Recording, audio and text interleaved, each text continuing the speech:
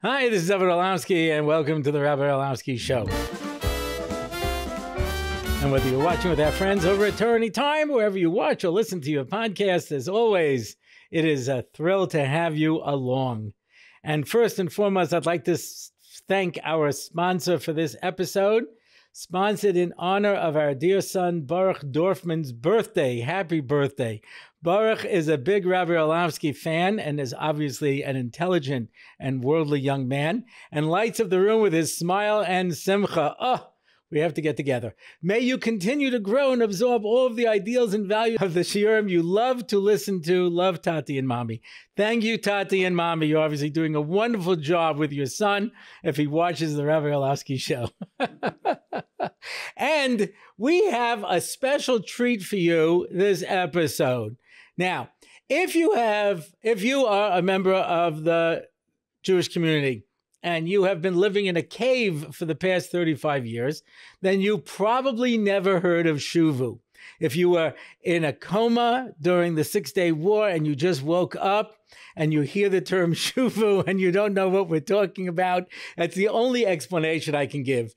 Everyone who is part of the Jewish community is familiar with the term Shuvu, but most people do not understand the extent of it and what is involved.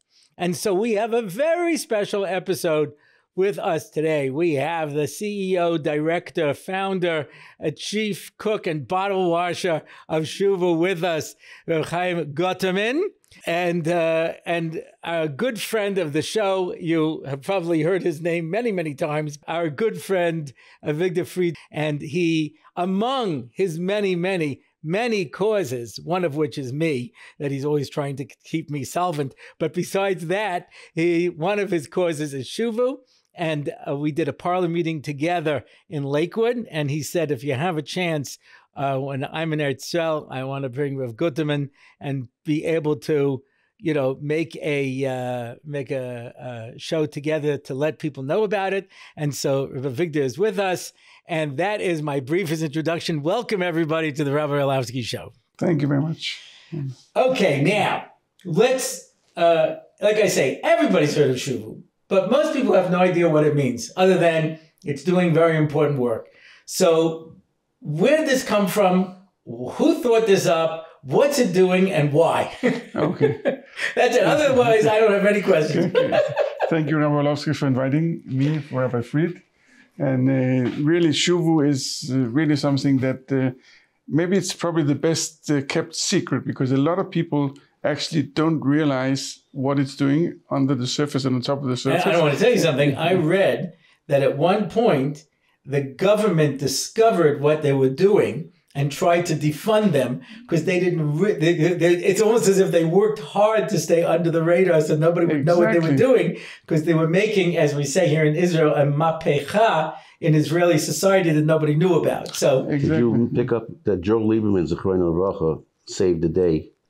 Really? He was a very big supporter of Shuvu, knew what they're doing. Yeah. And he stepped in to, then it was very anti-religious. There was one point when the Labor government came in and they found out what Shuvu was doing and they wanted to close them down. That's what I remember hearing. Okay, but let's start from the beginning. Let's start from the beginning. Okay, the beginning was that the Aliyah from Russia in 1990 was started, and it was very big. There was about 1,000 Olim coming every day. Wow. And there was a feel, obviously, and it just wanted something has to be done for the Olim coming. Now, nobody really among the frum people, not among the sure. Among the frum people, but here and in the U.S. people. Because I heard stories of Russian immigrants who came across, who in Russia as refuseniks kept Shabbos. When they came to Israel, they put them on the docks and forced them to work on Shabbos. That's what I heard. B'diuk. So Bekitza, there was a feeling that something has to be done. And there was a good Jew called Rabbi Lezerzan from Chinuch Atzmoi, Zechon Livrocha. He was the head of Chinuch Atzmoi. He, once a year, would come to the Gute convention. He didn't speak any English. He would speak in Yiddish. But his job from Chinuch Atzmoi was to come to America and speak at the Gute convention. He heard that year, in November 1990, Rapam was going to make the main speech on Thursday night. So he said, I want to go to Rapam's house. He went to his house, spoke to him about the Aliyah that was coming every day, 1,000 Jews, and something has to be done. And Rapam Did he envision what Shuvu was? No. There was no Shuvu. He didn't have that. He just said we got to do something. He came mitam Chinuch Atzmoi because Chinuch Atzmoi was the frum school system in Israel. So he came actually as a shaliach of Chinuch Atzmoi, thinking that maybe those olim could go into Chinuch Atzmoi, which wasn't really feasible because there was no kesher between olim who knows nothing and Chinuch Atzmoi. But him also, a lot of them are secular. B'diuk. So they're not going to go into Chinuch Atzmoi. No, but he came as the head of Chinuch Atzmoi to speak to Rapam, what can be done to work with the Russian Jews. So Rapam had a whole speech prepared. He was speaking about Yashrus. He was supposed to speak about Yashrus in business. Rapam was a Ish Yosher and Tomim. He had a whole speech prepared, and Rapam was a Ish Mesudah. Everything was prepared. And once he heard Rav Leizerson, he just got very moved, and he says, "No, this is going to Gniza, and I'm now changing my speech. And my speech is going to be about the Russian Jews coming to Israel and what can be done." So he spoke. That was Thursday night at the Avigdor convention, and on Motzei Shabbos he made a little meeting to see, who's the Askanim who would come to the meeting. A lot of Choshev Yidden from the Avigdor convention, the late Mr. Mordechai Knop, Mr. Sheldon Barron, the old big names from they met in the room, and this is very interesting. And Rapam was in the room, and then he saw somebody walking past the door. That was Abe Biederman. Abe Biederman was a young guy at that time. He was in the government. He was under Koch. He had big positions in the government, and he was a Talmid of Rapam. So Rapam says, "Hey, Abe, you come in also." So he came into the room, and then Rapam spoke to the 20, 30 people there. Something has to be done for the Russian Jews coming. Who will be in charge? And and then he pointed to Abe Biederman.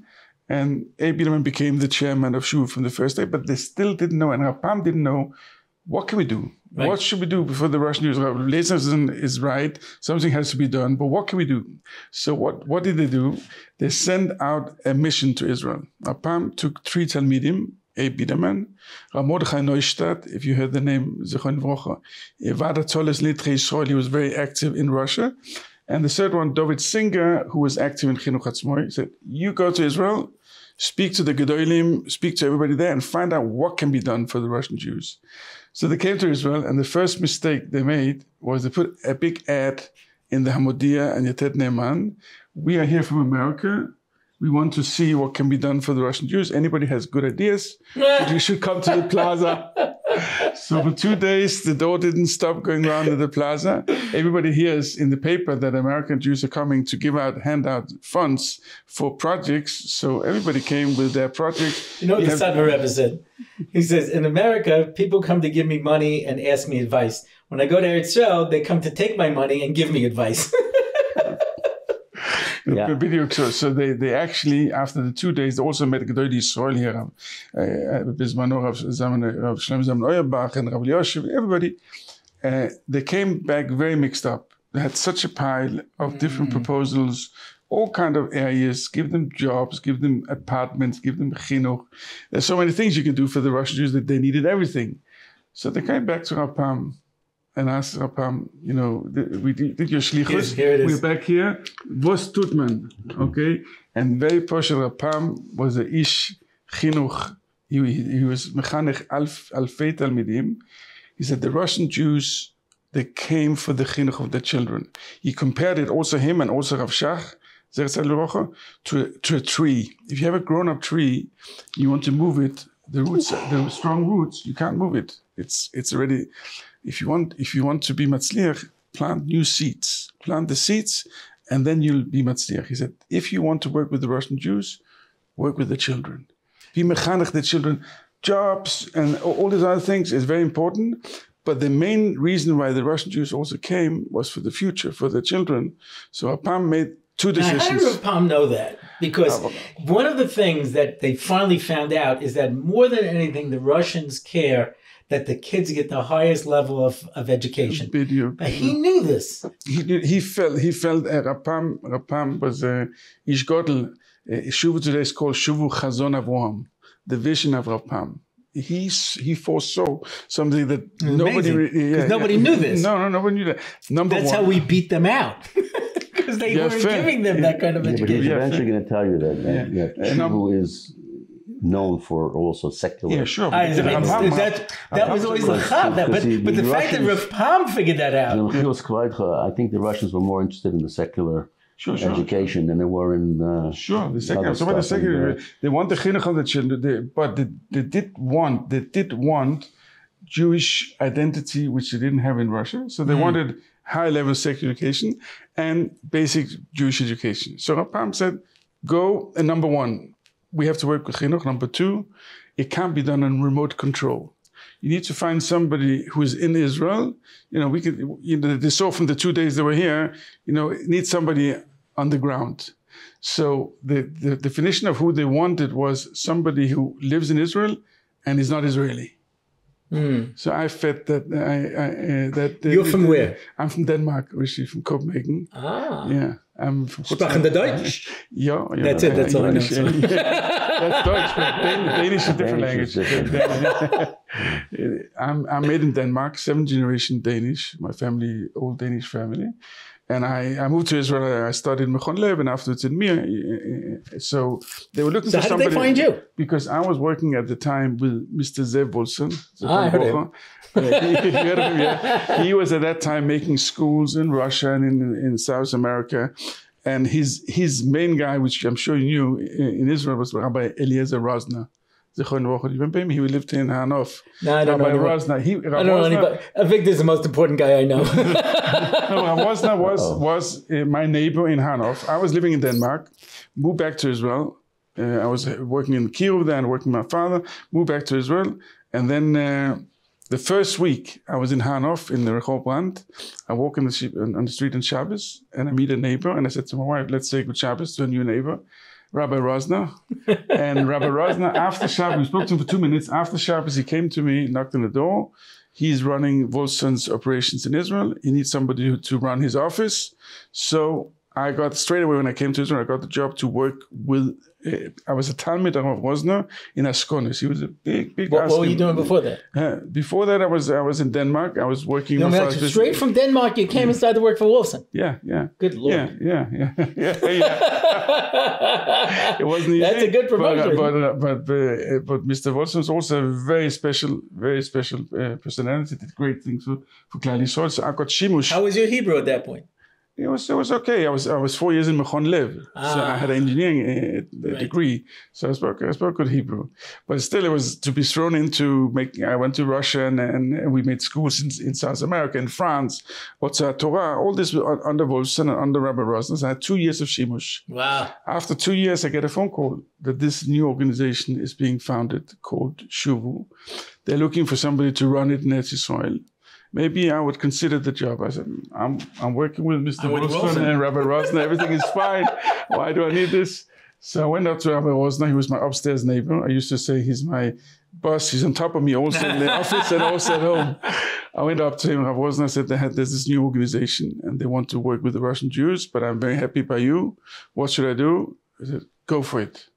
This is a challenge for you. I need you, but this is more important for Klal Yisrael.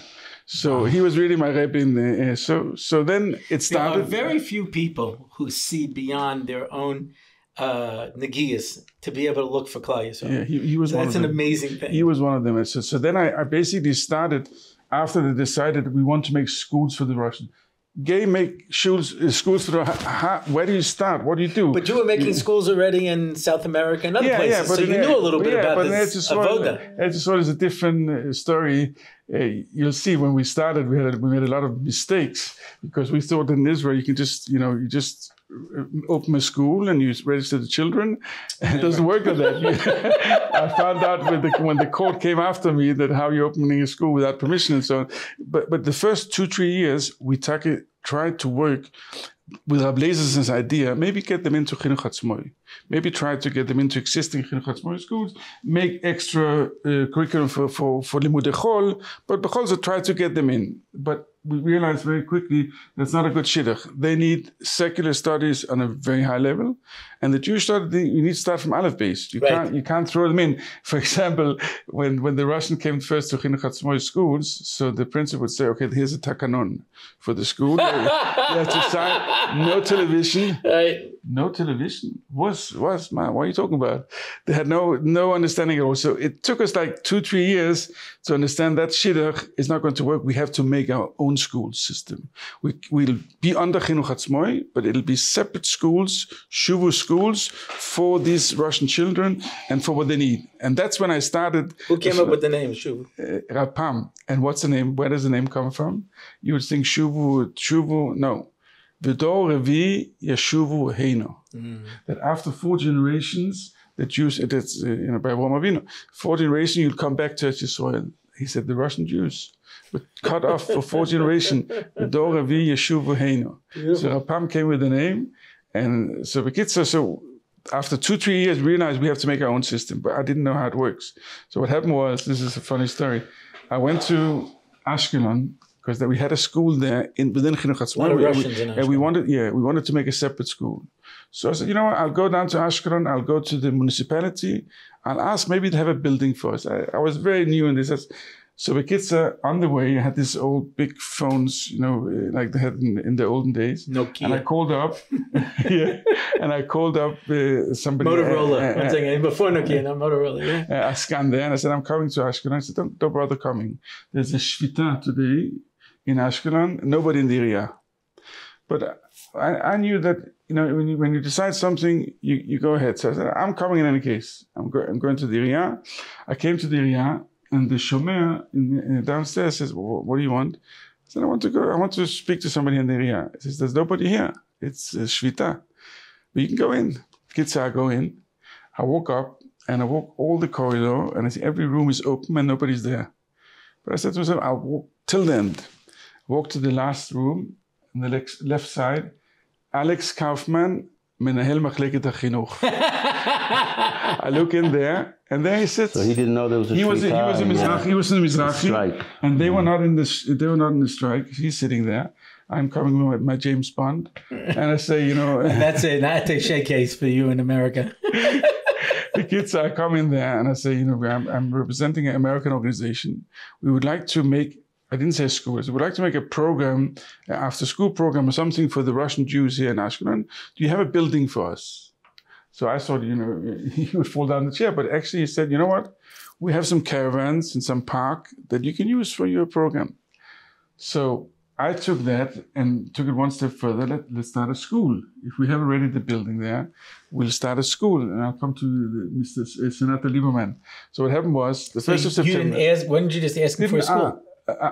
No, because if you ask for school, the answer is, that I didn't know. The answer is no. They would say like this: are you secular? We have a secular school. Are you mamlachti dati? We have mamlachti dati. Are you charedi? We have chinuch hatzmoi.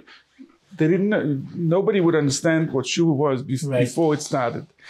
That's how it works in Israel. You kover uvda, and then afterwards you ask questions. You don't ask questions before. So what happened was... You establish facts on the ground first. That's how they built the country. Yes. Because the British had a rule... That's why they drive here also. If there's any empty space, you just go. The British had a rule that once you put up a roof, you couldn't tear it down. So they would come in the middle of the night and they'd build just like things with roofs. So the British then they built the rest of their houses around it. So that's how it works. So Bekitzer, the 1st of September, we signed up 108 children for a school in those caravans. Now, why? Why did these kids come? Oh, these kids came because they wanted, we offered them a high-level secular education, English, Kita Aleph, Maths, and a high level. They didn't think they were going to get it in public school? They don't get it in public. But they knew that. They knew that. They saw very quickly what they were used to from Russia. When you go into the class, all the children stand up. The teacher is respectful. They come to Israel, and the teacher sitting with her legs on the table. They realize very quickly that this is not the kind of schools that they're used to from Russia. Respect, even not Jewish, respect for the teacher. Right. Quiet during the recess and so on. That they already saw in Shuvu because we already worked in the Chinuch Hatzmoi school. They realized they'll come with us and they'll be within this plan to open a school. 1st of September. 180 children. We had teachers and principal and everything. And slowly... And you had no license? With no license, no nothing. How many grades did you open? I think it was 1st to 5th grade, something like that. Yeah. In one go. The kids, after a few days, other schools calls up the municipality. Our children didn't turn up to school. In Israel, you have to, there's a chovah. You know, if you're not in school, it's criminal. Truancy. Truancy. I don't know if they still have that in America. Do they still have it? They don't have schools in America. So they were trying to find out what happened to these 180 children who are not around, till they realized that something popped up under the radar, and there's a school there, and children are there, and children want to be there. So they first tried to send out letters, like Iumim, to the parents that it's criminal. You have to send your child back to the school where he was registered. Didn't help.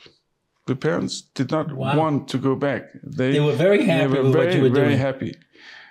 What did they do to the municipality? And this is a story with Senata. The first thing is take away the caravans. Oh, that's what I would do. There you go. I've been here for 35 years. How do you do that? How do you take a bulldozer? Right. And you smash it down. That's what they did? Yeah. Oh my gosh. Yeah, on Erf's. With all your stuff inside. Oh yeah. We still have a picture. We have a picture still where you see a big hole in the wall, and Shalom Kita Aleph is still on the wall. You see it from the outside because there's a big hole where they broke down the caravan. The kids, they came on Erf Sukkos. The principal was the late Rabbi Glass. He was our principal for many, many years. Lay down in front of the, to stop the bulldozer. And in the meantime, in America, the word spread that the government is coming to break down Shuvu school.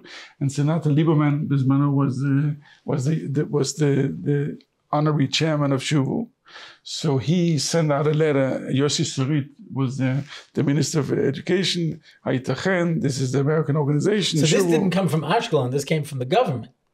I mean, it's the local. But when you have to counterattack, so they send it to, I don't know who was the prime minister then, but they send it to the Minister of Education. You know, what are you doing in Ashkelon? What are you doing in Shuvu? The kids, Pam himself was very concerned about this, so concerned that he allowed on the second day Yontif in America to get somebody to call in from Eretz Yisrael and with a loudspeaker to hear where is it holding with this, what's happening with the school. He was very, very concerned. And the mice at the end of the story is that the attacker broke down the building, but it didn't help because we found the Ezras Noshim and we started the school in Ezras Noshim with all these children till we found a rented place. Ezras Noshim, could you put 120 kids in 5 classes? Okay. You'll be surprised. But we did. And that school till today has produced thousands of students and graduates. But it started with, Kover Uvda B'Shetach, it's called. You start. Then I realized that you better ask when you want to make a school, you better ask, permission and stuff. But many places we had to do this. How long did it take you till you got a building there in Ashkelon? Ashkelon is a very interesting story because all our towns, all over Israel, we have building that's now given from the government. Because the government, once they saw that Shuvu was established and we have children and we are growing, then they have to give you, they should give you a building. So what they would do, they would give us old building that's run-down buildings, and we would fix them up and we would make schools there. And Ashkelon is actually the only place where we're still renting. The area didn't give us, till this day, didn't give us a building. We're in a rented building, but we're official. It's official school, but it's rented premises, and we're working still on getting. Canary is still they're still hurt by the way we started, but this is the way we started our own school system and realized that you have to build schools that are fit for these children, and combines very high level secular education and basic Jewish education. The big chidush is then it started to grow in Ashkelon, in Ashdod, in Be'er. We started to grow all over the country. About 15 years ago, in the middle of the road, a little bit more, 2 mothers came to knock at my door in the office, one American and one Israeli, both in trousers. And they said, can they speak to me? So they come in, and the American says, I came from America. I'm secular. I wanted to send my child to a Jewish day school. So I sent him to a normal secular school, and I realized it's not Jewish and it's not a day school. Lama Nigora, why are you just for the Russians? Why can't you be also for other Olim? That was the American one. Now, how many years into Shuvu? This is about half the way. This is about more than 15 years now.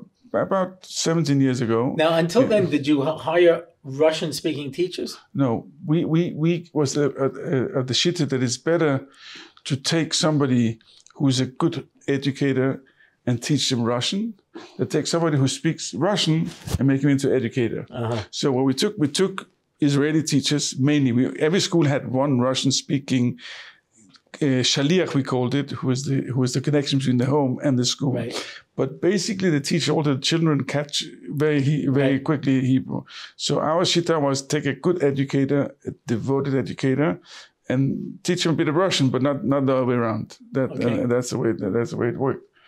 So these two mothers, and the Israeli mother was saying, there's so much crime in the schools. I'm scared to send my child to first grade. Lama nigo, why can't you open your doors for others, for Israelis, for Americans? And then I realized that we're sitting on a gold mine.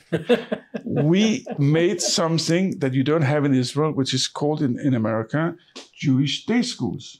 You have a lot of parents in Israel who do want a Jewish education with the children. From school, even Mamlechti Dati has criteria. You have to be Shomer Shabbat to come in. Haredi for sure. Secular schools, you don't get any Jewish education. Where do you send your child if you want the child to get a basic Jewish education? A Jewish day school. Shuvu. Your house is not currently Sherman. So that's the point. The parents from Shuvu is answer. Now, I heard, I'm just going to interrupt you for a second. I heard there were Russians who didn't even want the Limudei Kodesh, but they wanted the secular studies on a high level. They were willing to send their kids to this school knowing they're going to learn about Yahudut in spite of the fact that they don't want it. Fair. So in the beginning, we had to cover a little bit the Jewish part, but as time went along,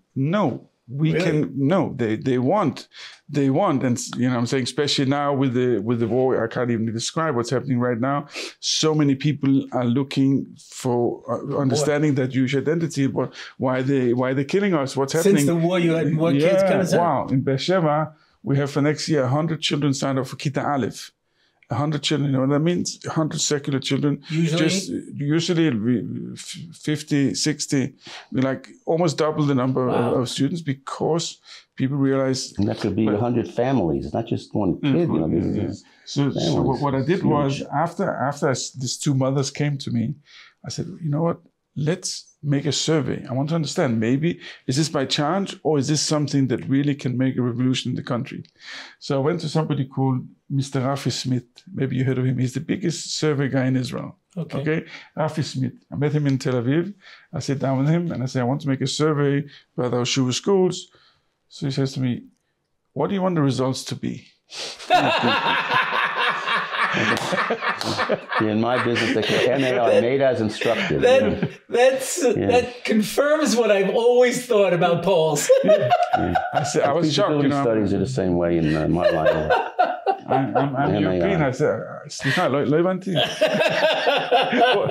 but then I realized, and then I said, no. I really want a real survey. He goes, oh my God, we've never done that. How do you do that? The kid said he made a survey, and I have this survey still to this day. This goes back many years. Almost 50% of the secular Jews in Israel would go to a school. We defined what Shuvu gives and asked, would you send your child? Would you consider or for sure send your child? Over 50% would send. That means that you have 1 million secular children. Rav Shach, on the first day, 1st of September, he would fast. And he would say 1 million children are going to school and they don't know Shema Yisrael. And he would fast. We have the opportunity. Shuvu is much too small and it's unknown, as you said, because we do want to work under the radar, because if they would know what we're doing, maybe they would fight us more. But instead of close to 6,000 children, we should have 60,000 Correct. 600,000. Right now there are 6,000 kids. Yeah. That's what. And last week. Well, how did you get involved? How did I get involved? You mentioned Biederman, Abe Biederman. There's another Abe Biederman, a cousin of his in Staten Island, who is also very active with Shuvu. And he's with Art Scroll. He's on top brass in Art Scroll. Him and Rabbi Feinstein is the titular, is the head, he's the Nossi of Shuvu. And I'm a Talmud of Rabbi Ruvain's. And on top of that, Rabbi Ruvain's Anikel, Mordechai Eisenberg, is very active with Shuvu also. So between those things, I went on a mission. They had a mission, and we went to see Shuvu's schools. How often do you have missions that come in from America? We try to have at least once a year. Anybody who's come, like Rabbi Avigdor. So it's not just for Gvirim, it's for anybody who wants to come. Yes, and see what Shuvu does. Yeah. But anybody who comes gets hooked on it and wants to do like. See, that's what I'm here for, actually, because what happened was I went on this mission.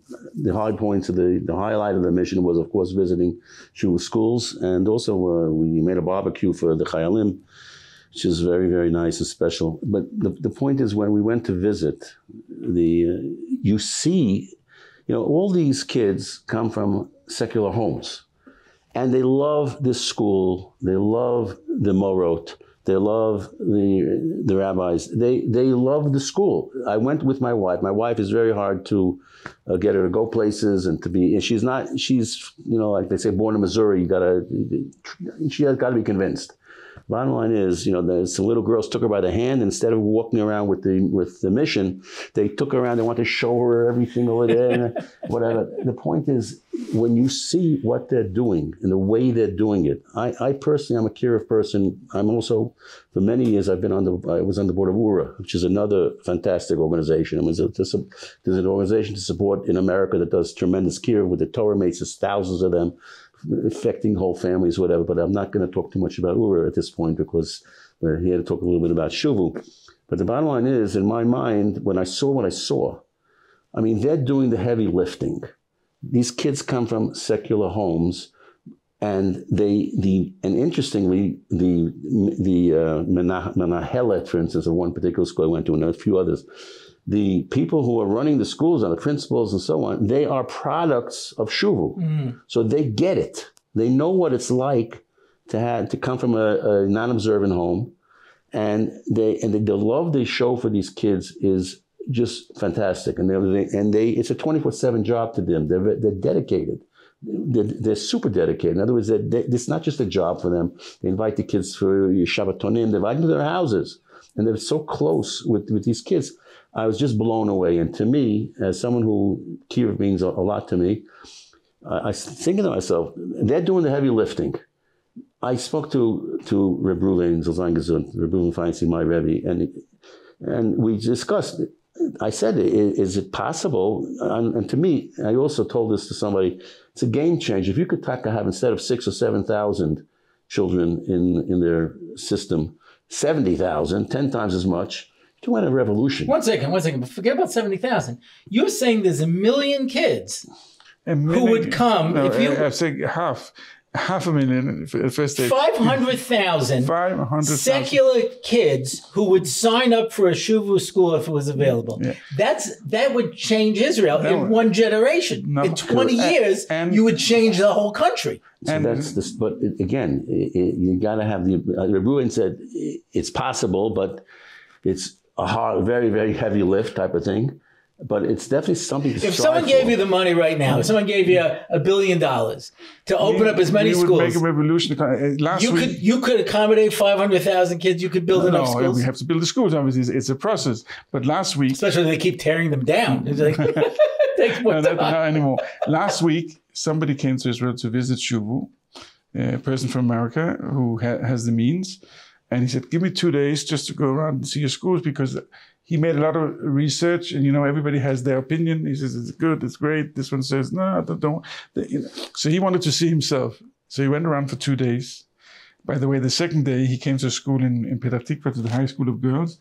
We have a Talmidah there who is a daughter of Yevgeny Sova. Who is Yevgeny Sova?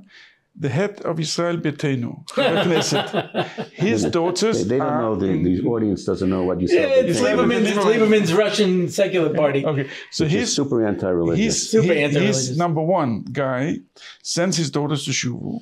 But he told me like a year ago, I have contact with him in the Knesset, he told me, as long as my daughter is not telling me what to do, what she wants to do, she wants to go the religious way, no problem. She shouldn't tell me. What happened last week, this fella came, we went into her class, and she was telling about the Shabbaton she just had with the class, and she was excited, saying about Tehillim that she has under her cushion. And then in the end she says, you know what, my father started saying Kiddush. This is this. You're getting sober. We said, I'll take out my... You'll get him in trouble. Okay, so don't tell this to anybody. But it means that it's making a revolution, and it can make a revolution even by the most... So because this fellow came... But what it means is that everybody who is worried about Israeli politics, and they're talking about fighting this and fighting that, etc., if they put all their effort into building Shuvu to bring in 500,000 kids... there would be no more fights. No. We would have the whole country. So this fellow wrote to me. So how come nobody's beating the drums? I'm telling you. Isn't anyone, let me tell you why. Why is the Rabbi Orlofsky show the one breaking the story? Yes, because I'm telling you. This should be everywhere. Everyone should be talking about this. This fellow, on the flight back from Israel, he wrote to me from the flight a business plan. And the business plan was in 2040, 1 million children in Shuvu. He saw it. He saw, but we need... There's very big Gvirim today in Klal Yisrael, and you hear of this Gvir, this billionaire buying a chain of hotels here and buying this. Why don't they invest in, not just that, it can be in the long run, it's not even going to cost money. A school, once it's up and running, tuition and so on, is self-sufficient. We have to get people to invest in the future of Klal Yisrael. This, what's going on now with the war and with the internal fight. But this is not Kiruv anymore. I'm not talking about Kiruv. I'm talking about changing the state of Israel. The entire country is going to turn upside down. How is it that the secular people don't know about this? Okay, so we're keeping it because we don't have enough students. Do they know about your study? No, I don't know about my study. No, because if so, the first thing I would do if I was secular is start adding some Jewish studies into the public schools. Yeah. So I'll tell you a story. There's a fellow... And maybe stop all the knives and guns. No, but there's a professor from Misrad HaChinuch came to visit our school a few years ago, a secular guy, Dr. Tzvi Tzameret, and he went to a school in Bet Shemesh. He wanted to see our English department, but then he asked, can I go into the Limud HaKodesh class? I said, sure. He went in. He didn't want to leave. He sat there for an hour. And afterwards, he said to us, I want to make your school a Bet Sefer LeDugma. There's something called a model school for Misrad HaChinuch.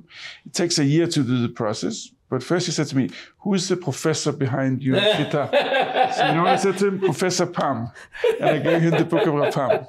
But then we had a year of trying to get into this program. And at the end, there was a big meeting with him, Dr. Tzvi Tzameret, 2 Shuvu principals, all their people from Misrad HaChinuch who've been working with us to prepare all the paperwork. And then this Tzvi Tzameret says to one of the secular ladies, present the case why Shuvu should be an example school. And it's quiet in the room. He said again, present the case. No word. We look at her, she's crying. She's saying, I'm in Misrad HaChinuch 25 years.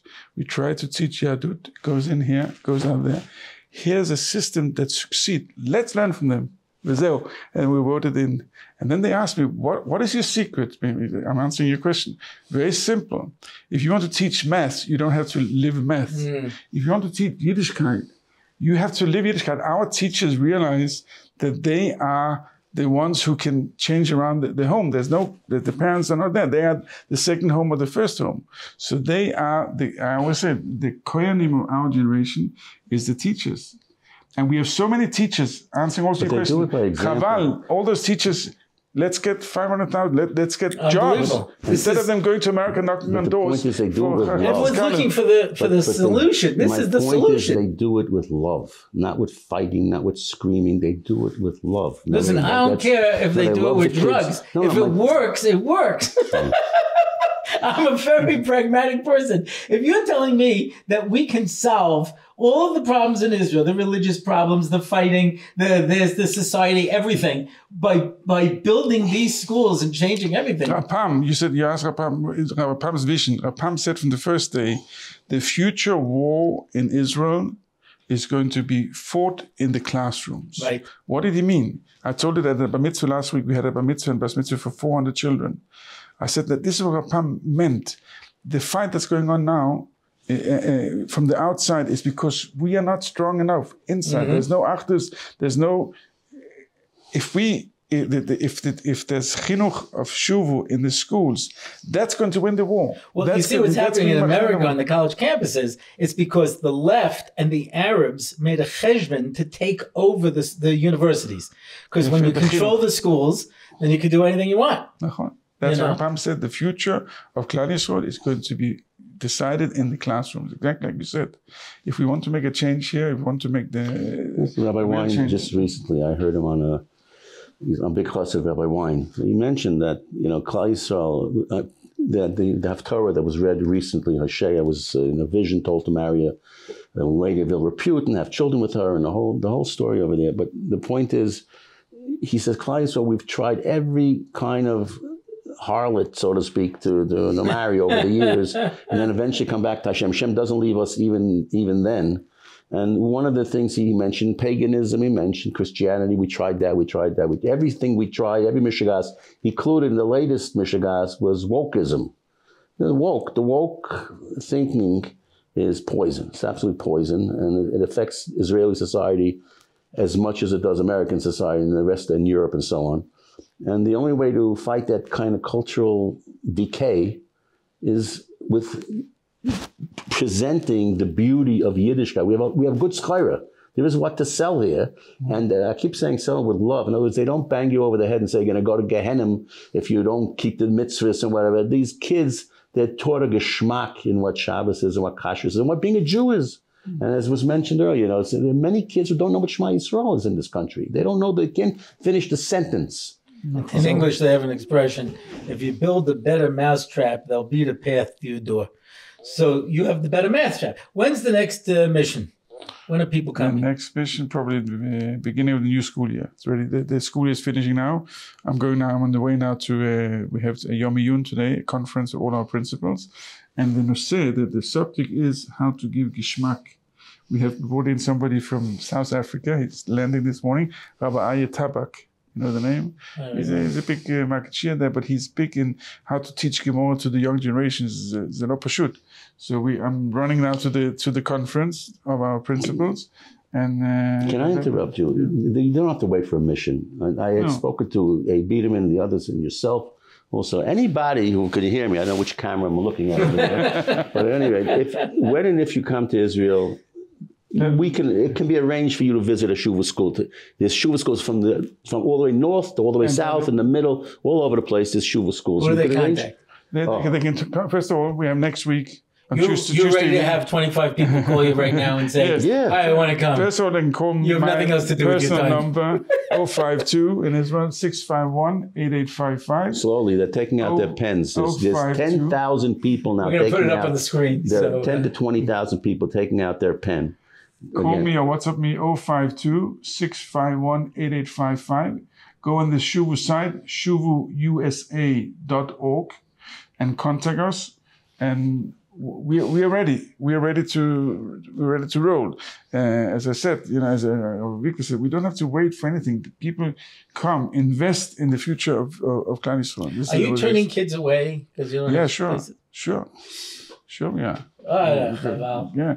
And that's like the stories they used to tell about RJJ when it was the only Jewish school in New York, and they had a waiting list of 1,000 kids to get in. Our mother took her kid and sat on the steps. Says they can't go to school. At least he should see what kids will learn and yeshiva look like. Rabbi Moshe Zilberberg, who was the father of Tzvi Meir Zilberberg. If you heard of him, he's a big mashpia. Rabbi Moshe Zilberberg is from the Hanhol of Shuvu. Whenever he comes to a Shuvu school and he sees a Shuvu child, he makes a brocha, l'shem u'malchus. Shechiyono v'kimono v'yono zman hazeh. He says this is not less of a joy than a new fruit. He passing along. He's a poisik. He passing ochel ma'aseh. So chaval, there's so many more fruits waiting there to send them Shechiyono and what do they call that low-lying fruit. Pick the easy fruit. Yeah. This is unbelievable. So we have an opportunity. I have an audience. They are fiercely dedicated, needless to say, but we need to get this message out to everybody. I mean, this has to become if you care about Israel, if you care about Kira, if you care about Klal Yisrael, you care about children, you care about Russians, you care about Israelis, you care about Americans, then this is the address. The future Israel, yeah. So next Tuesday, Rabbi Eli Brutny, who's our Nossi together with Rabbi Feinstein, is going to be in Monsey next Tuesday evening. So this is coming out Monday, so it's going to be tomorrow. Yeah, tomorrow, anybody who is in Monsey, in the home of Mr. Bent Philipson, I think people know about him, they can look it up. In his home, tomorrow evening will be Rabbi Eli Brutny, and he'll be speaking on behalf of Shuvu, and I hope to be there myself if I can get a ticket. But he'll be there. Just landed. Yeah. Just came back. Yeah. Going back again. Yeah. Okay. Wow. Yeah. We'll write your biography, Perpetual Jet Lag. I write a daily diary because the amount of nissim that goes on a daily basis, if you don't write it down, you're not going to. Also, be a barbecue at Avram Kravitz's house at some point or another in Lakewood. I was trying to get together. I'm still trying to get together a group of nowadays. There are a lot of up-and-coming young fellows, young in my mind is anybody under 50, that they're not already signed up for another cause. Right. So the point, right? Well, not that Chas don't take away from anything. Although I do believe you got to diversify your portfolio. Yes. Of tzedakah also. As I've said that many times when I raised money for I am involved with the Bikachom of Staten Island, so we handle situations in Staten Island a lot of times. But I tell people you got to have a portfolio of tzedakah, different types of things. So my point is, in Eretz Yisrael, Kiruv, Eretz Yisrael, this is a very good thing for someone to have in their portfolio of tzedakahs. So that's yeah. Because I know you're also involved in various political things here in Eretz Yisrael, trying to fight certain social maladies. I came to the conclusion the way to fight social maladies is to support Shuvu. No, not with fighting, not with screaming, and not with whatever. Just a little slowly but surely, the beauty of this is every one of these children, they're not going to necessarily become, Punyavich or Rosh Hashivas or, big Rebbitzins or whatever it is. The bottom line is they're going to have an appreciation for Yiddishkeit, and they're going to love their fellow Jews, and they're not going to hate Haredim or hate people with the Kippah Sruga or hate, the other way around. They themselves, many of them will become full-fledged Shomer Torah mitzvahs, so to speak, and some of them will not. But the point is they'll have an appreciation of what being a Jew is all about. And they'll have some kind of an understanding of what Yadus is. And especially right now, because the CEO of the Rabbi Orlofsky show, if I can say that, he was working on an organization that was just making tzitzis for soldiers. All of these soldiers, all they want is a pair of tzitzis. They feel like that what they saw on Shmini Atzeres, that will give them a special thing. So right now, if the spaces were open and available, they would send their children to. They would do it in a second. Okay, so we're going to put up on the screen if you want to become a partner in Shuvu. And as Avigdor always points out, when we say a partner, we don't just mean to write a check. We also mean to write a check. It doesn't have to be write a check. You can do it online. It could be a credit card. We don't care. But besides that, to become involved, because we have to get this word out there that people know about what Shuvu is doing. I mean, when you hear this firsthand and you understand the potential that we're holding in our hands and we don't take advantage of it, it's a lost opportunity that will take a very long time to come back. Who was it? The Beis Yisrael who said in 1948 the gates of Geula opened, And only the secular Israelis took advantage of it. The Frum didn't take advantage of it. He says, now the doors of tshuva are opening. Why aren't we taking advantage of it? So if this opportunity is here right now, we got to make sure and try to take advantage of it and strike while the iron is hot. If I can make a comment, it was suggested I not mention money, but what can I tell you? I'm a businessman, bottom line. The bottom line is to dedicate a classroom for like $25,000. You bringing your kid here for a bar mitzvah, for argument's sake. You can afford to bring the whole family here for a bar mitzvah, and the hotels cost a fortune, everything like that. $25,000 to do a classroom, I don't think it's, and this young man will get a very, very nice lesson in what it is to help other kids who are not as fortunate as him. So could do that, or even just to support one kid. It's $1,200. It's not, We are waiting. And all these stories about how Lachamei V'es from somebody is shown that they get credit for all kinds of mitzvahs they did. And I said, I never did those things. No, you gave money to Shuvu. There was a kid who was not at all observant, didn't know anything, and became a Shomer Torah mitzvahs. All his mitzvahs are because of you. So you're getting credit for all that. I know it sounds like a, Vertel, but it's true. Yes. It really is true. So my point is, it's a bargain. I'm a businessman. They're doing the heavy lifting. They have the model. And on our end, if we're able to write a check, it's a very good thing. And for those of you who are not in a financial situation to do that, if you're watching the Rabbi Orlofsky show, it means that you're an intelligent and talented individual, which means that you can give from your time and your effort to be able to make programming and to spread the word to get that done. So please, even if you're not in a position to help, if you're in a position to help financially, please, but if you're not, contact Shuvu and say, what can I do to help? How can I help to become an ambassador for Shuvu to be able to change around the world? Also, if you can get together a group of 15, 20 of your friends, you want to make, coming to Eretz Yisrael together anyway, spend the summer, whatever it is, I know we can arrange a mission for if you can get 25, 30 young couples. Rabbi Orlofsky, you're going to come on the mission also. I'd be delighted. Okay. I'd be delighted. Unfortunately, Rabbi Gutterman is a Gutterman, but he has to actually work to save Klal Yisrael. We're sitting here talking about it. So that's it for this episode. If you want to find out more about the show, you can go to my website, RabbiOrlofsky.com. You can sponsor an episode, sponsor a question and answer. Which is something everyone should do. You didn't ask me to say this. Guys, there's thousands of you out there. Support the show in a big way. Thank you.